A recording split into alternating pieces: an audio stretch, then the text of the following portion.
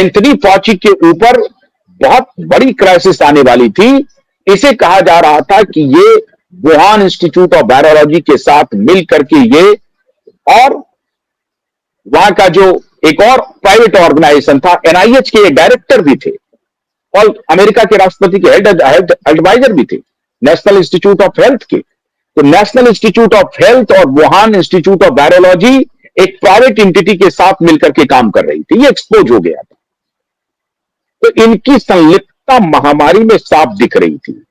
इनके खिलाफ हो सकता था कि न्यूरेमबर्ग ट्रायल जैसा कुछ चलता, मतलब युद्ध के आरोपी के रूप में जो ट्रायल चलता है वैसा कुछ ट्रायल इस शख्स के साथ चलने वाला था ट्रंप के दोबारा जीतने के बाद। तो बाइडेन ने आखिरी दिन के अपने ऑफिस के कार्यकाल में आखिरी दिन इनको माफीनामा पर साइन करके चला गया। मतलब वहां अमेरिकी राष्ट्रपति को यह अधिकार है कि कोई अगर इस तरह से कुछ किया है उसको माफ कर दो, फिर कोर्ट में भी उसकी सुनवाई होने में बहुत सारी समस्या आएंगी।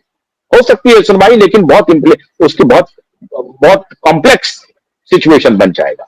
उनको इन्होंने माफ कर दिया क्योंकि इनको डर था कि एंथनी फॉची को ट्रंप नहीं छोड़ने वाले हैं। अक्टूबर नवंबर में कोविड अमेरिका में छा गया और ट्रंप स्थिति को संभाल नहीं पाए। जब तक ट्रंप को पता चला कि इसमें डेमोक्रेट के माफिया मिल करके इस पूरे लेफ्ट लिबरल गैंग के तरफ से ये कोविड का पूरा वातावरण तैयार किया गया है और उसके निशाने पर इंग्लैंड का कंजर्वेटिव सरकार भी था, भारत का तथाकथित इनके नजर में राइट विंग गवर्नमेंट मोदी की सरकार भी थी, सब निशाने पर थे। ये हाहाकार मचेगा, मौत का तांडव होगा और फिर वहां दुनिया के उस देश के लोग अपनी ही सरकार के खिलाफ सड़क पर आएंगे, बलबा मचेगा, सब कुछ खत्म हो जाएगा, तहस नहस हो जाएगा। ये पूरी की पूरी प्लानिंग थी। खैर, भगवान ने मोदी को कुछ सद्बुद्धि दी।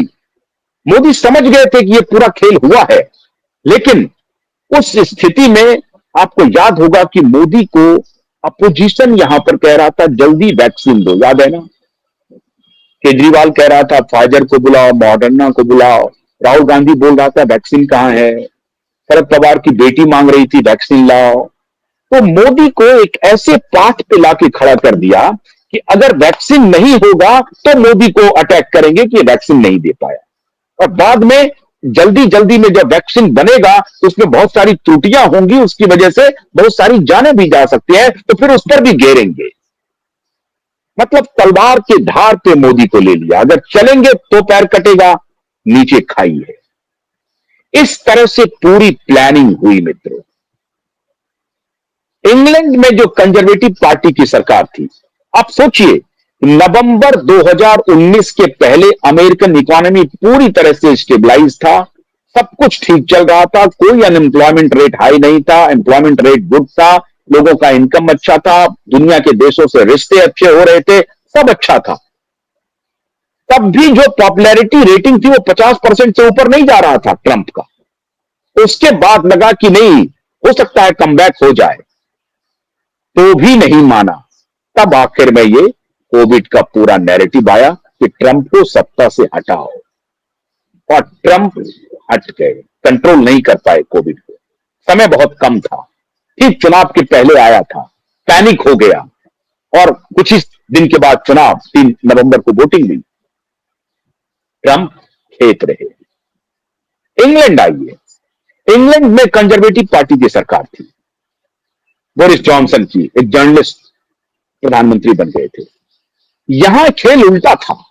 यहां ये जो फार्मा माफिया था, यहां जो महामारी माफिया इसको मैं कहता हूं, कोविड माफिया, ये जो कोविड माफिया था, इन्होंने क्या किया था कि यहां की सरकार को खुद बोरिस जॉनसन को ही कब्जे में ले लिया था, और इसके अंदर एक मोल घुसा हुआ था जो इन माफियाओं के साथ था, और दुर्भाग्यवश वो मोल भारतीय मूल के एक व्यवसायी का दामाद है, जो बाद में इंग्लैंड का प्रधानमंत्री भी बना, ऋषि सुनक।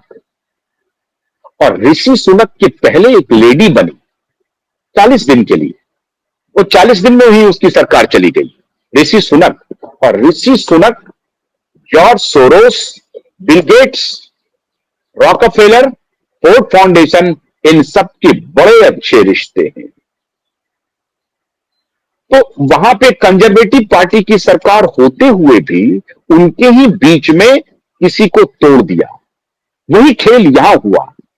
राइट विंग के सरकार के होने के बाद भी यहां की जो ब्यूरोक्रेसी थी उसको इन माफियाओं ने, कोविड माफियाओं ने अपने कब्जे में ले लिया और हमारे प्रधानमंत्री को अनाप शनाप गलत राय मशवरा दिया।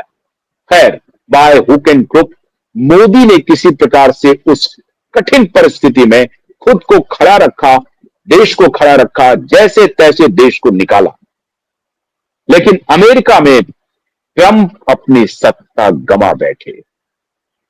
इंग्लैंड में आज उसकी हालत यह हुई कि ऋषि सुनक ने आखिर में कोविड के वैक्सीन के जो डेथ हो रहे थे उसके बाद इनको अनाउंस करना पड़ा कि भाई हम आपको कॉम्पनसेशन देंगे, अगर वैक्सीन डेथ हो रहा है तो हम आपको कॉम्पनसेशन देंगे। लेकिन वो भी इनको नहीं बचा पाया और इंग्लैंड में कंजर्वेटिव पार्टी की सरकार चली गई। फ्रांस में मैक्रों की हालत खराब हो गई थी, ऑस्ट्रेलिया में खराब हुई। हर तरफ के सरकारों को इन्होंने तख्ता पलट करने की और उसको क्योटिक सिचुएशन में ला करके, एक शब्द आया होगा बाद में, हालांकि मोदी जी इस शब्द को ठीक से समझ नहीं पाए, सप्लाई चेन इनको जो ब्यूरोक्रेट समझाते थे उसमें गलती हो गई, तो ये भी बोलते रहे ग्रेट रीसेट। असल में ग्रेट रीसेट जो था ये कोविड माफियाओं का, फार्मा माफियाओं का रीसेट था।